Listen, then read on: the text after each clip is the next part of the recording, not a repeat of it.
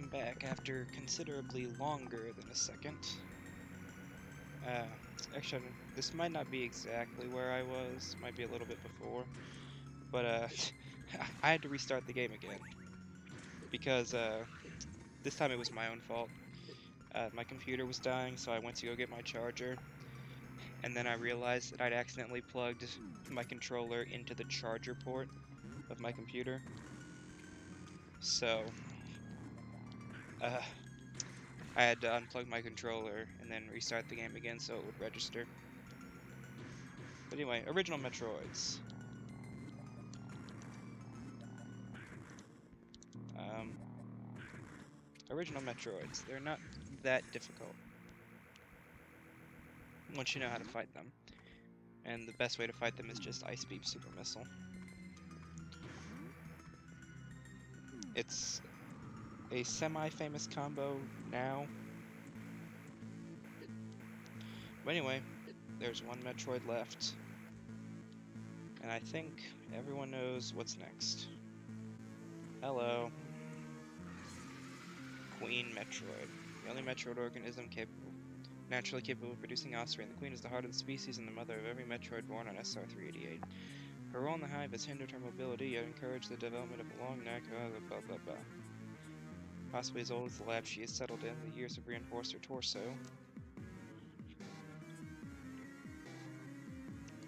So basically what that's saying is that her body is too heavily guarded to really do much.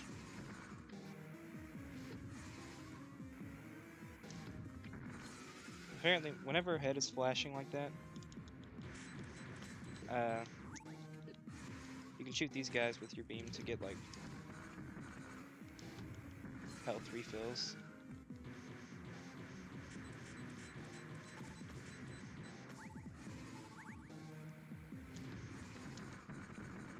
But at this point I have almost 200 missiles.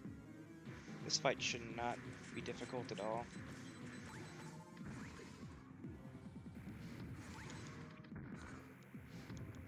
Well, maybe not difficult, but like I shouldn't be struggling for supplies.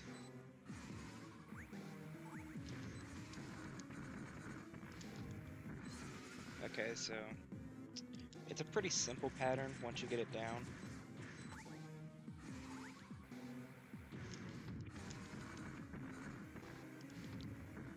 Ah, that should have counted.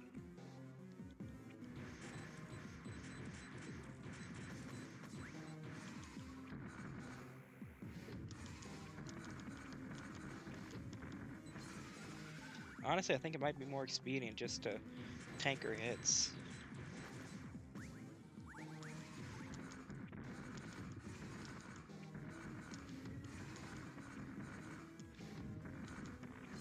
Okay, that time she did it for 3.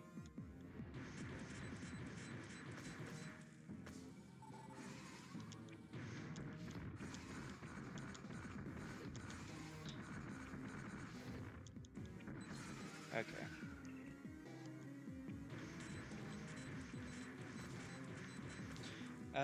According to the developer, this fight was originally much harder because, like, it had to go through quite a few rebalances because there wasn't an effective way to regain your resources during the fight. So, like, I think he might have introduced these little spitty green things, because I don't think they were in the original. Like, her spitting out green things was not part of her original boss fight. And these things do drop super missiles, if I've used them.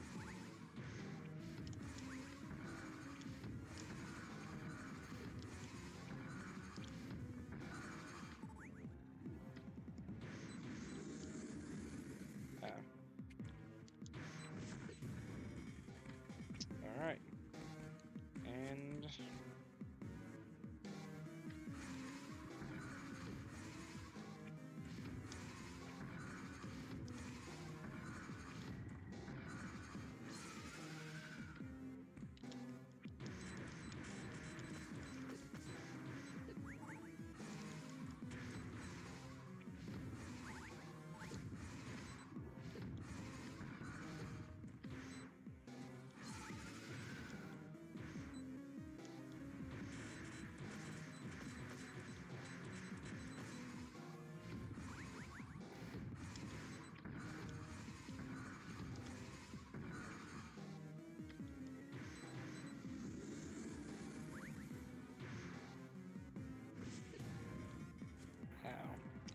But yeah, this boss fight is really cool because like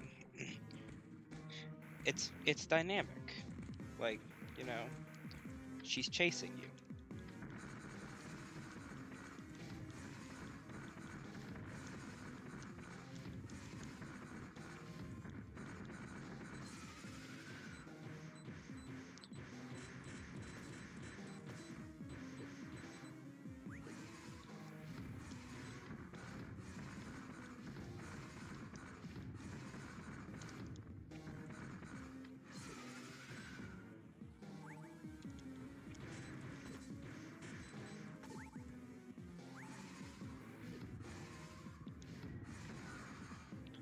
Alright.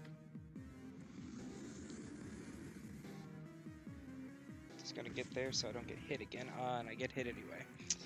Darn it. But yeah, I don't really have much in the way of boss strategies. Just keep shooting her.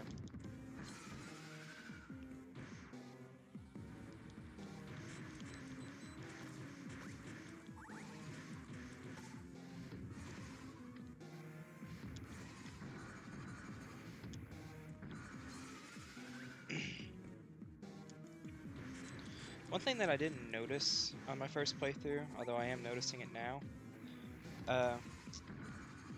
whenever the queen is getting ready to move into into the next phase of the fight, her head tilts a little bit like she reacts to the damage.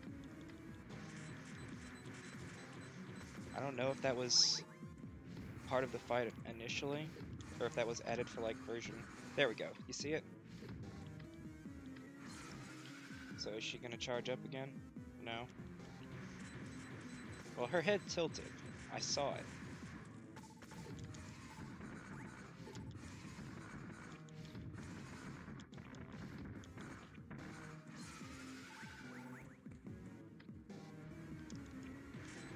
Well, I mean, we are in a... I think this might be a new phase, because she's spitting out more of those green things.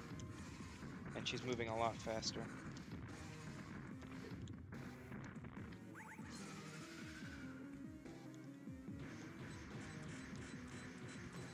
Oh, crap. I am really close to dying. I didn't even realize. Okay. Now I need to be careful not to get hit here. What did I just say? What did I just say?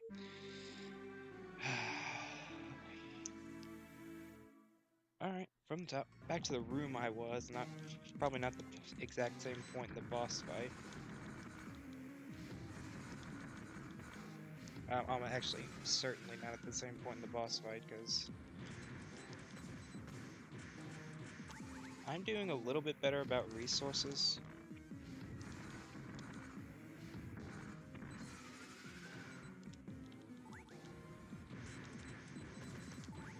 Just because I've been better about dodging. The key to this fight is just to be patient.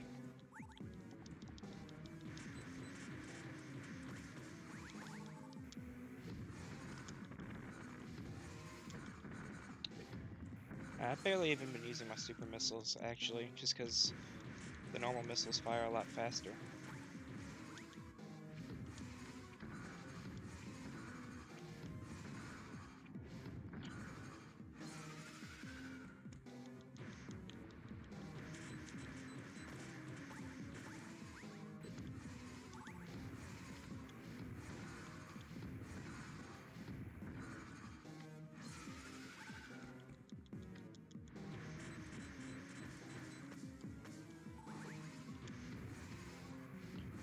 Alright, here we go.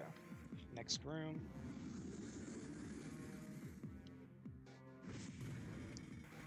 I remember this boss fight actually being pretty tense, because once you get to here, there's really nowhere else to go.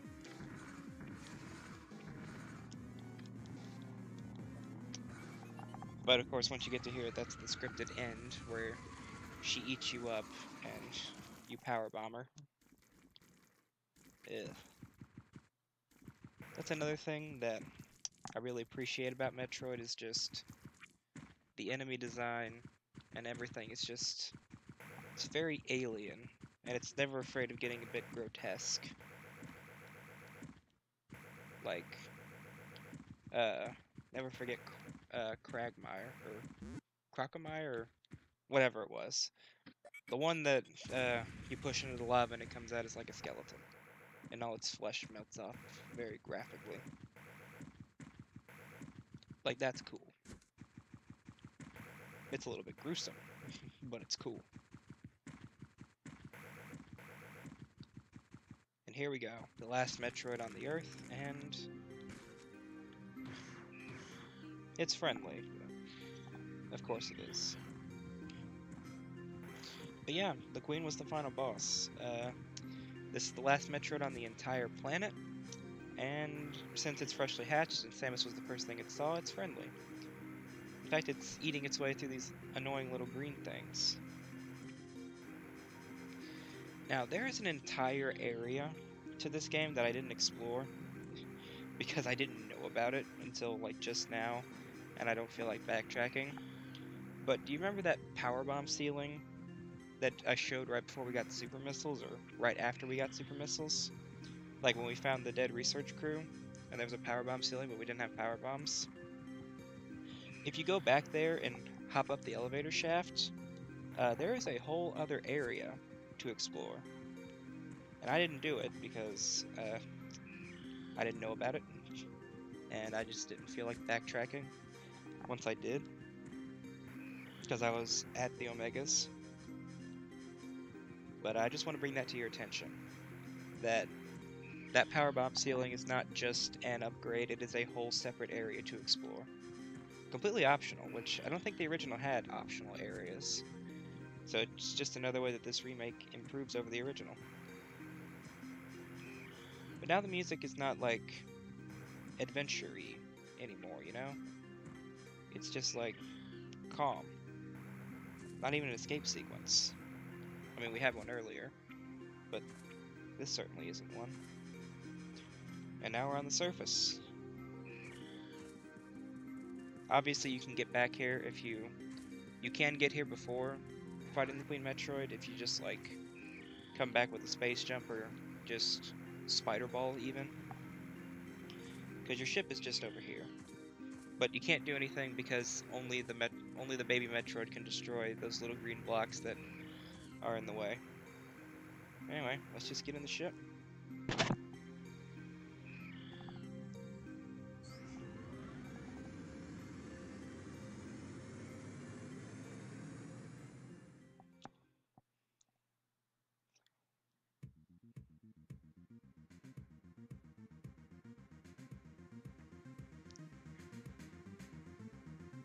Yep. And that's the credits.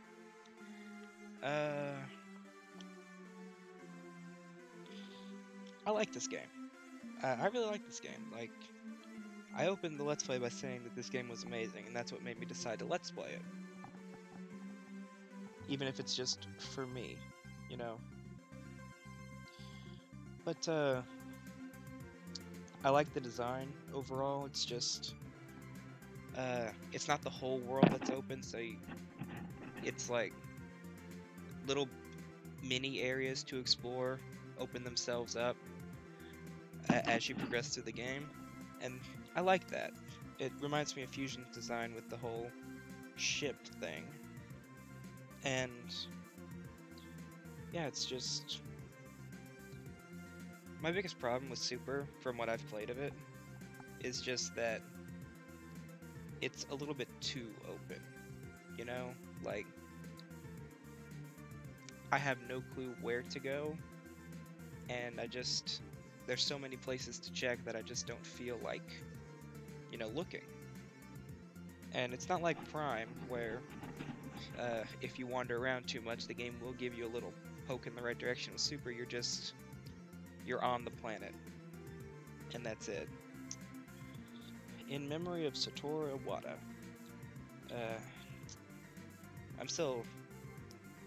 Iwata was a good man. He really was. But I cleared this like 5 hours, not 5 hours, 2 hours. About 5.5 hours was my first run through, and I've got that down to 3 hours 41 minutes, which obviously means that I've just got a little bit longer. See you next mission. I think that's the beat the game in under a certain amount of time, but not 100% it. But that's it. The last Metroid is in captivity. The And galaxy that's the is voice at clip that peace. starts Super Metroid. Huzzah!